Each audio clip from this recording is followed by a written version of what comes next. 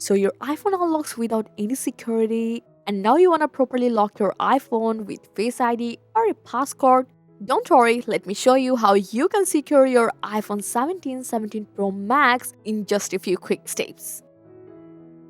So first you have to open up your settings, then scroll down to Face ID and Passcode.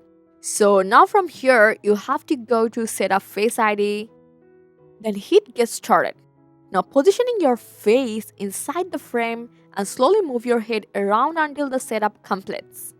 And once your Face ID is successfully set up here, tap done.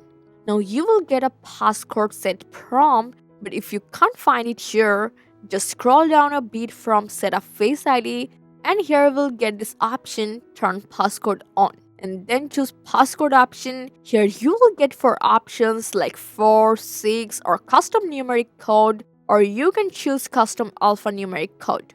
Now choose the one you prefer, enter your passcode and confirm it. And whenever you need to change it, just come here and go for change passcode, and then you have to enter your old passcode and then enter the newer one and confirm it.